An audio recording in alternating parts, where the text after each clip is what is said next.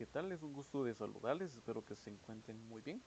En esta ocasión vamos a ver los aspectos cuantitativos de la materia, iniciando con el término que se llama mol. El mol es la unidad de medida de la cantidad de sustancia, entonces esa es la unidad de medida. Entonces, haciendo un paréntesis, si hablamos por ejemplo de la unidad de medida, en este caso de longitud, sería el metro. Si hablamos en este caso de, por ejemplo, presión, atmósfera y otras unidades de medida, ¿verdad?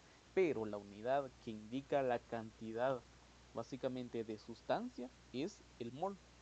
Y en latín, mol significa masa. Entonces, mol tiene el significado masa. Entonces, esa es la unidad definida. ¿Y cuál es esa unidad definida?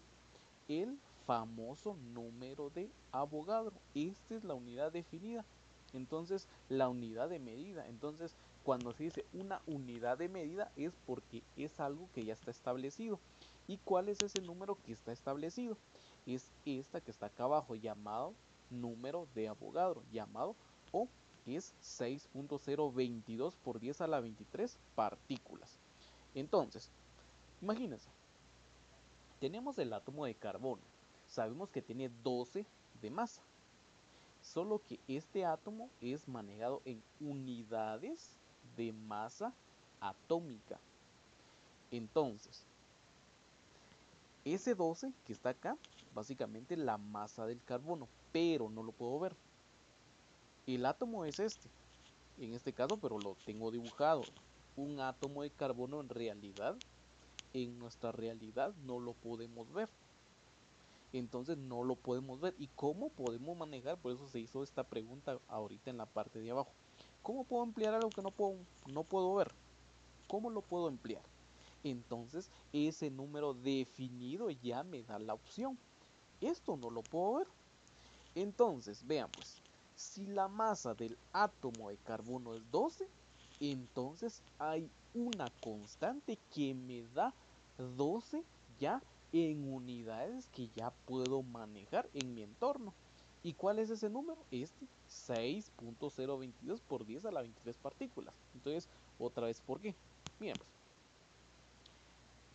este átomo tiene 12 UMAS de masa.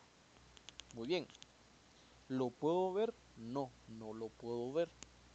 Entonces, pero ¿cómo puedo manejar algo que no puedo ver? Entonces vengo y digo, entonces 6.022 por 10 a la 23, que si lo colocan en una calculadora es un número realmente grande.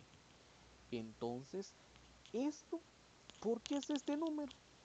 ¿Por qué? Porque me da 12 también, solo que ya en gramos. Entonces, un mol se va a medir en gramos. Entonces, esa es la gran diferencia. Por eso existe este número, es su razón de ser. Entonces, dicho de otra manera, un mol es igual a 6.022 por 10 a la 23 partículas elementales.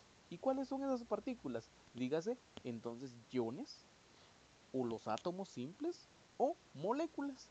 Entonces, repito acá otra vez, este átomo no lo puedo ver, pero 6.022 por 10 a la 23 de ellas sí se puede ver. Entonces, si queremos conocer eso, metemos esto rápidamente a la calculadora para que ustedes denoten qué número es esto. Entonces, ahorita lo vamos a colocar dentro de la calculadora. Aquí está, miren, 6.022 por 10 a la 23. Esta E significa por 10. Miren, es este numerote que está acá. Entonces, agrupándose partículas dan un mol. Entonces, eso es un mol. Entonces, esto es un mol. Muy bien. Otra aplicación, profe, se preguntarán. Muy bien, el oxígeno, según la tabla periódica, si ustedes revisan, en este caso, vamos a colocar un cuadrito para que se vea más bonito, ¿verdad? Ustedes. Muy bien. Entonces, ahí está nuestro cuadrito. El átomo de oxígeno, según la tabla, tiene 15.9994. Muy bien, pero será más fácil para nuestro estudio manejarlo como un 16. Entonces, en este caso, esta es unidad de masa atómica. Entonces, ¿lo puedo ver? No lo puedo ¿Cómo lo manejo entonces, profe? Hasta que usted coloca esta cantidad que es una constante, ya entonces sería un mol de oxígeno es igual entonces ahora a 16 gramos.